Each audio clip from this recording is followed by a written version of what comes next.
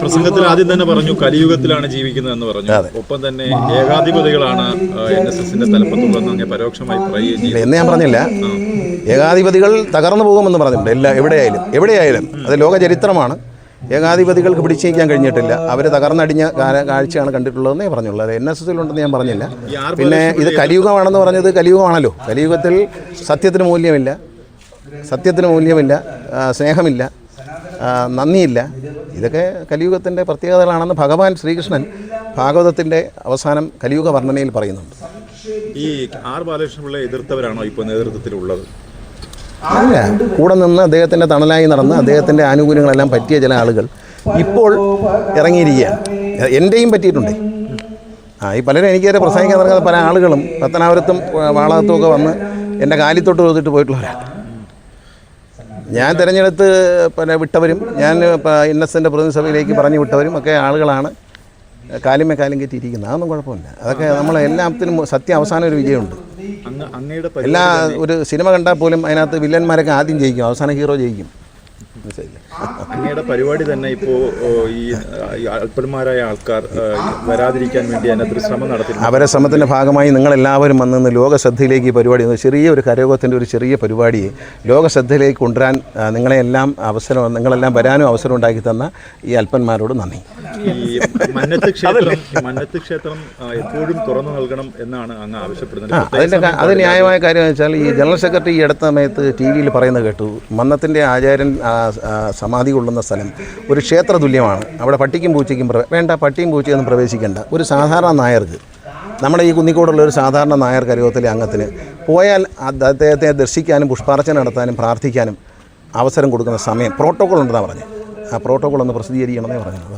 Protocol പ്രസിദ്ധീകരിച്ചാൽ ഇപ്പം ഇവിടുത്തെ ദേവാലയം തൊട്ടപ്പുറത്ത് ശിവക്ഷേത്രമുണ്ട്, ഇവിടെയും ശിവക്ഷേത്രമുണ്ട്. ഈ 2 ക്ഷേത്രങ്ങളിലും നമ്മൾ പോകണമെന്നുണ്ടെങ്കിൽ രാവിലെ 5 മണി 4 മണിയോടെ നട തുറക്കും, 11:30 മണിക്ക് അടയ്ക്കും, ഉച്ചയ്ക്ക് വേണ്ടി. അപ്പോൾ അങ്ങനെ ഈ ക്ഷേത്രത്തിലും ഒരു സമയക്രമം ഏർപ്പെടുത്തിയാൽ എല്ലാ സാധാരണക്കാരനും വന്ന് ബഹുമാനത്തോടെ ചെരുപ്പെല്ലാം അഴിച്ചിട്ട് കുളിച്ച് വൃത്തിയായി വന്ന് ഒരു ക്ഷേത്രത്തിൻ്റെ പുണ്യത്തോടു കൂടി അദ്ദേഹത്തെ വന്ദിക്കാൻ അവസരം കൊടുക്കണ്ടേ? അതല്ലേ അദ്ദേഹം ഉദ്ദേശിച്ചത്. വൈസ് പ്രസിഡന്റ് വരുമ്പോൾ പട്ടി വരും പൂച്ച, വൈസ് പ്രസിഡന്റ് വരുന്നില്ലെന്നേ. ഇവിടെ ഉള്ളൊരു സാധാരണ നായർക്കൊന്ന് പോകണം. അപ്പോൾ ഗുരുദേവൻ്റെ ഗുരുദേവ സമാധിയിൽ നമുക്ക് ആർക്ക് വേണമെങ്കിലും പോയി പ്രാർത്ഥിക്കാം. അത് വിശ്വാസമാണ്. അതുപോലെ തന്നെ മന്നത്ത് ആചാര്യൻ ദൈവതുല്യമായി കാണുന്ന അനേക കോടി ആളുകൾ, നായന്മാരും അല്ലാത്തവരും ഇന്ന് ഉണ്ട്. മന്നത്ത് ആചാര്യൻ നായരുടെ നേതാവെന്ന് പറയാൻ പറ്റത്തില്ല. അദ്ദേഹത്തെ ആരാധിക്കുന്ന, അദ്ദേഹത്തിൻ്റെ പ്രവർത്തികളെയും അദ്ദേഹത്തിൻ്റെ വാക്കുകളെയും ബഹുമാനിക്കുന്ന ഒരുപിടി ആളുകളുണ്ട്. അവർക്ക് വരാനും സന്ദർശിക്കാനും. ഇപ്പം ഇന്ന ജാതിക്കാരെ കയറാമെന്നാണ് പറഞ്ഞിട്ടില്ല. കാരണം സിറിയക് തോമസാണ് കഴിഞ്ഞ പ്രാവശ്യം അദ്ദേഹമാണ് NSS താലൂക്ക് മന്നം ജയന്തി ഉദ്ഘാടനം ചെയ്യണം. അദ്ദേഹം ഹിന്ദു അല്ലല്ലോ, അദ്ദേഹം അവിടെ ചെന്ന് പുഷ്പാർച്ചന നടത്തിയല്ലോ.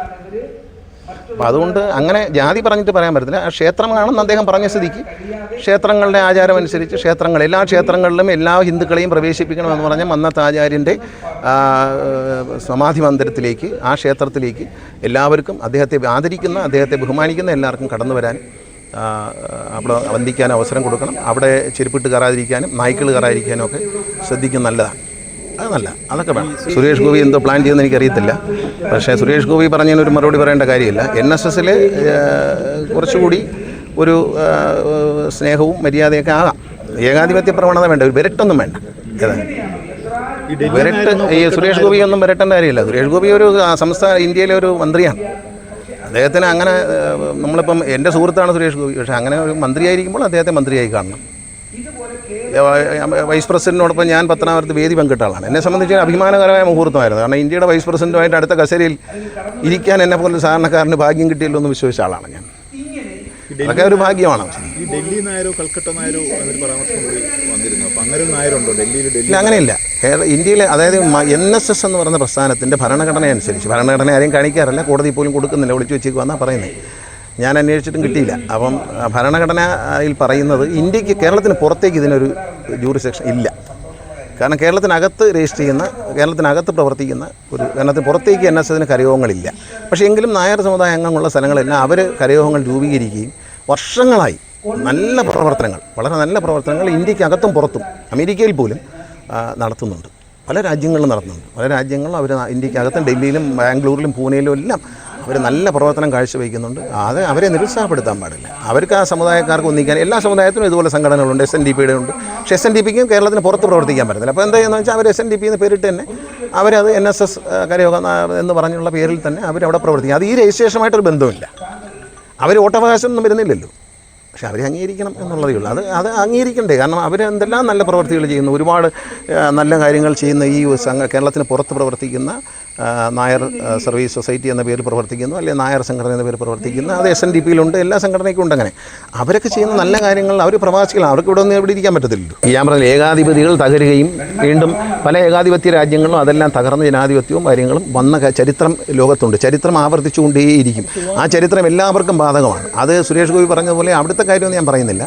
എവിടെയും അത്തരം തെറ്റുകളുണ്ടെങ്കിൽ തിരുത്തപ്പെടും. അത് പ്രകൃതി നിയമമാണ്, അത് ദൈവത്തിൻ്റെ നിയമമാണ്, അത് നടക്കും.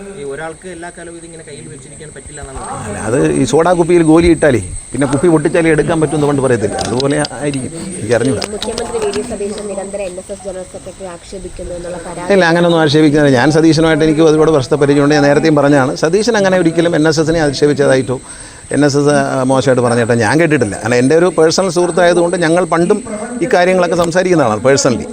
അങ്ങനെ ഒരിക്കൽ പോലും അങ്ങനൊന്നും ഒരു സമുദായത്തെയും കളിയാക്കിയൊന്നും സംസാരിച്ചായിട്ട് എനിക്കറിയാം. ഈ പൊതിച്ചോറ് തടയുമെന്ന് ഇപ്പോൾ മുരളീധരൻ പറഞ്ഞിരിക്കുന്നു, ആരോഗ്യവകുപ്പ് മന്ത്രി. ഒപ്പം തന്നെ നേരെ സുധാകരനും ഇത് പറഞ്ഞിരുന്നു. ഇപ്പോൾ അതിന് പിന്നാലെയാണ് ആരോഗ്യവകുപ്പ് മന്ത്രി പറയുന്നത് ആശുപത്രിയിൽ കൊടുക്കുന്ന പൊതിച്ചോറ് തടയും. പാവങ്ങളെ പട്ടിണിയിലാക്കി കൊടുത്ത് തുടങ്ങിയല്ലേ ഉള്ളൂ. ആശുപത്രി കിടക്കുന്ന പാവങ്ങൾ ആര് പൊതിച്ചോറ് കൊടുത്താലും ഏത് പാർട്ടി കൊടുത്താലും അവരെ സംബന്ധിച്ച് ഒരു ആശ്വാസമായിരുന്നു. അത് തടയുന്നതുകൊണ്ട് കുഴപ്പമില്ല. പൊതിച്ചോറ് പകരം പുള്ളി കൊടുത്താൽ മതി, വേറെ കുഴപ്പമൊന്നുമില്ല. പൊതിച്ചോറ് പുള്ളി കൊടുക്കാൻ പറയും, പുള്ളി കൊടുക്കണം. കാരണം ഇവർ വർഷങ്ങളായി, ഇന്നല്ല, കൊറോണ വരുന്നതിന് മുമ്പ് തന്നെ DYFI പ്രവർത്തകർ എല്ലാ താലൂക്ക് ആശുപത്രികളിലും അവർ എല്ലാ ദിവസവും കൃത്യമായി പൊതിച്ചോറെത്തിക്കുകയും അത് ആശ്രയിച്ച് ഒരുപാട് പാവങ്ങൾ, ഈ രോഗിയായിട്ട് വരുന്ന ആളുകൾ പലപ്പോഴും സാധാരണക്കാരാണ്. അവർക്ക് ജോലിക്ക് പോകാൻ പറ്റത്തില്ല, അവിടെ അഡ്മിറ്റഡാണ്. അവരെ ബൈസ്റ്റാൻഡർക്കും ജോലിക്ക് പോകാൻ ഒക്കത്തില്ല. അപ്പോൾ അവരും അഡ്മിറ്റഡ് അവിടെ. അപ്പോൾ ആ ആശുപത്രി കോമ്പൗണ്ടിൽ നിന്ന് 2 പേർക്ക് കഴിക്കാനുള്ള ഭക്ഷണം കിട്ടുമെങ്കിൽ അത് ഇല്ലാതാക്കുമെന്ന് പറയുന്നത് ജനാധിപത്യത്തിൽ ഒരാൾക്ക് മനോഹരമായ ഭൂഷണമാണോ അദ്ദേഹത്തിൻ്റെ മിടുക്കാണോ എന്നുള്ള കാര്യം ജനങ്ങൾ തീരുമാനിക്കും. ഞാനെന്തായി പറയാൻ പറയും? കാരണം പാവങ്ങൾക്ക് കിട്ടിയെന്നൊരു ആനുകൂല്യം അത് നിർത്താൻ പാടില്ല എന്നുള്ളതാണ്. അത് നിർത്തേണ്ടത്. അത് ബോർഡ് വെച്ചാലും ഇല്ലെങ്കിൽ DYFI കൊടുക്കും. DYFI കൊടുക്കുന്നത് ബോർഡ് വയ്ക്കാൻ വേണ്ടിയല്ല. DYFI ബോർഡ് വെച്ചാൽ വിരോധത്തോട് വിളിക്കും. ബോർഡ് വയ്ക്കാതെയും DYFI അത് കൊടുക്കും. കാരണം അത് ഒരു നിസ്സാര കാര്യമായി നമ്മളതിനെ കാണരുത്. യൂത്ത് കോൺഗ്രസ്സിന് ഒരിക്കലും കഴിയാത്തൊരു കാര്യമാണ് DYFI ചെയ്തത്. അവർക്കും ആകാമല്ലോ, അവർക്കും ചെറുപ്പക്കാരല്ലേ, അവരും കൂട്ടായ്മയില്ലേ, അവർക്കും ഇതുപോലെ പൊതിച്ചോറ് കൊണ്ടുപോയി എന്തുകൊണ്ട് പോയില്ല ഇത്രയും കാലം? DYFIക്കാർ മാത്രം എന്തുകൊണ്ട് പോയി? അപ്പോൾ ഒരു നല്ല കാര്യം ചെയ്യുന്നവനെ ഓടിച്ചു വിടും.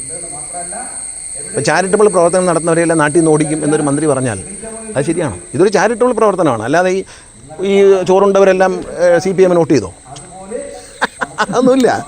അതൊരു മൂഢവിശ്വാസമാണ് അങ്ങനെ. കാരണം അതൊരു നല്ല കാര്യം ചെയ്യുന്നു. DYFI പ്രവർത്തകർ അനേക വർഷങ്ങളായി ഒരു നല്ല കാര്യം ചെയ്യുന്നു. അതിനെ അപ്രീഷിയേറ്റ് ചെയ്യുന്നതിന് പകരം അത് നിർത്തലാക്കും, അത് അടിച്ചമർത്തും. അതല്ലല്ലോ ഇവിടുത്തെ കേരളത്തിലെ പ്രധാന വിഷയം. അതല്ല ആരോഗ്യരംഗത്തെ പ്രധാന വിഷയം ഇതാണോ?